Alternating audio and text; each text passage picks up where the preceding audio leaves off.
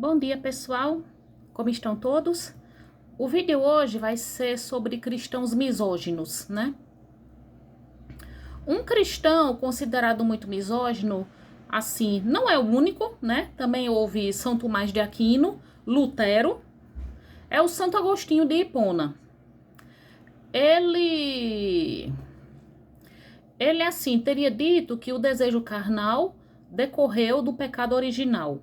O desejo carnal seria resultado do pecado original de Adão e Eva, né? E Santo Agostinho dizia que não era nem mesmo para os que fossem casados ter desejos sexuais entre si. Mas o que eu acho engraçado, e eu faço questão de dizer aqui, é que a mãe dele, Mônica, Santa Mônica de Hipona, considerada a padroeira das mães cristãs, foi a pessoa que mais orou para que ele se convertesse ao cristianismo. Ela passou anos orando, porque Santo Agostinho costumava levar uma vida bem libertina. Ele até teve um filho ilegítimo. Ele teve um filho ilegítimo, ele levava uma vida libertina, ele sempre foi um homem muito inteligente, ele foi maniqueu por um tempo, maniqueísmo, e ele levava uma vida dissoluta. Mas aí a mãe dele passou anos orando. E o que aconteceu? Depois que ele se converteu ao catolicismo, né? Ele passou a condenar tudo o que antes ele vivia. E ele, assim, a teologia dele sobre as mulheres é considerada muito misógina. Mas muitos dizem que ela é contraditória. É contraditória porque, apesar dele dizer tantas coisas negativas sobre as mulheres, ele também reconhece que elas são criaturas de Deus, só que menos evoluídas espiritualmente do que os homens. Há de considerar também que ele foi um homem do seu tempo, né? Lutero também era misógino, né? São Tomás de Aquino. Um homem muito inteligente, mas também misógino, era Aristóteles. Mas na Grécia da época de Aristóteles, as mulheres não eram consideradas grande coisa. Então Aristóteles foi um homem do seu tempo, São Tomás de Aquino, Lutero, todos eles foram homens do seu tempo. E o que eu acho engraçado é que Santo Agostinho, se as orações da mãe de Santo Agostinho deram certo para ele se converter ao cristianismo, então ele devia a mãe dele a conversão dele, né? Ao fato dele ter aceitado Jesus. Mas ainda assim diziam que ele era tão misógino que ele não ficava sozinho com mulheres. É o que dizem, né? Não há certeza. Os estudiosos, assim, não há um consenso entre os estudiosos a respeito disso. Mas agora eu quero falar sobre uma figura que, embora seja mulher, é altamente misógina. E eu quero refutar a excelentíssima, sábia, filósofa, magnânima, educadora cristã Zelma Werneck de Castro, do canal Criados para Governar, que também é uma admiradora de Pablo Marçal, Donald Trump e Bolsonaro, como exemplos de líderes e homens fortes. Eu quero refutar a excelentíssima e sábia senhora, não é? A minha insignificante pessoa quer apontar para o fato, eu já refutei a ilustríssima antes, então a minha excelentíssima pessoa quer, a minha insignificante pessoa quer refutar Dona Zelma Werneck de Castro, do canal Criados para Governar, quando ela fala sobre a maldade secular da mulher, né?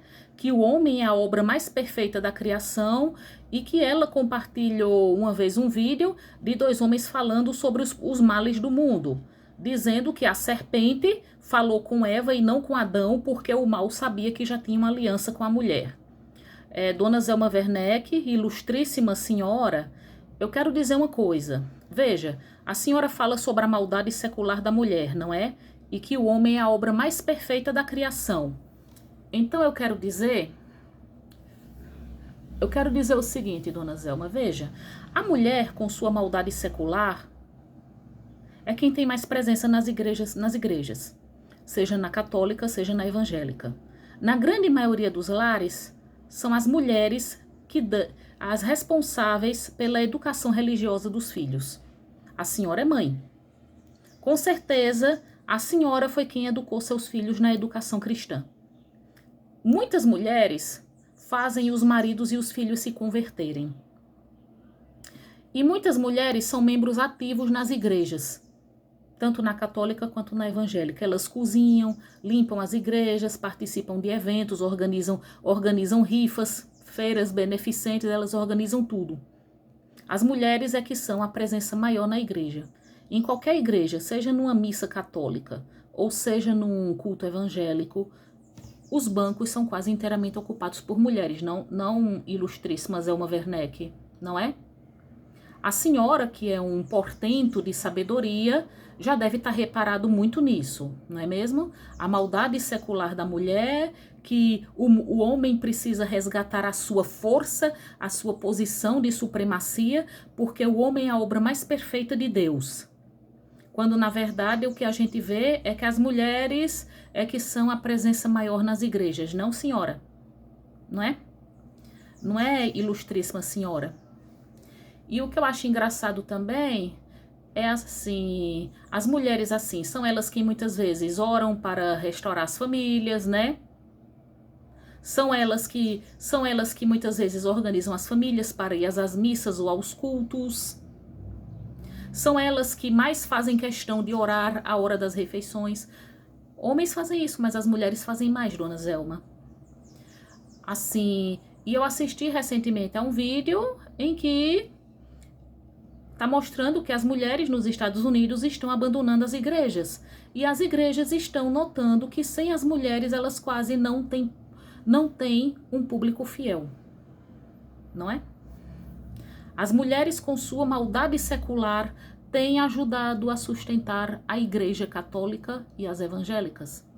Elas são membros ativos nas igrejas. Né? E eu lembro uma vez, porque minha irmã, ela costuma participar ativamente da Igreja Nossa Senhora do Rosário, que é aqui no bairro da Prata, até mais ou menos perto de onde eu mesma moro, onde nós moramos. Uma vez ela passou uma tarde de domingo preparando comida para um evento na igreja. Eu até mesma a ajudei a fazer pipoca colorida. Como a senhora vê, dona Zelma, nada mal para a mulher, não é? Com sua maldade secular, ser tão ativa na igreja. Eu já participei de oficina de oração católica, dona Zelma. E olha, e quase não há homens nessas oficinas de oração. É quase só mulher, né? Estudos da Bíblia que eu já vi na igreja evangélica é quase só mulher também. Tem o pastor? Tem. Tem os homens? Tem. Mas as mulheres são os membros mais ativos. As mulheres são o maior número nas igrejas, não é? São as mulheres que fazem questão de orar pelos maridos, leva marido para se converter. Quanto homem que se curou de alcoolismo ou vício em drogas, aí não foi dar testemunho dizendo, a minha mulher me trouxe à igreja. Nada mal, não é, dona Zelma Werneck, para a mulher com sua maldade secular? É a senhora que fez tanta questão de dizer, homem, você é a obra mais perfeita da criação, você não nasceu para viver obedecendo aos caprichos intermináveis da mulher. Mas enfim, dona Zelma Werneck, eu sou uma pessoa insignificante, o que eu digo não tem peso, não influencia ninguém, né?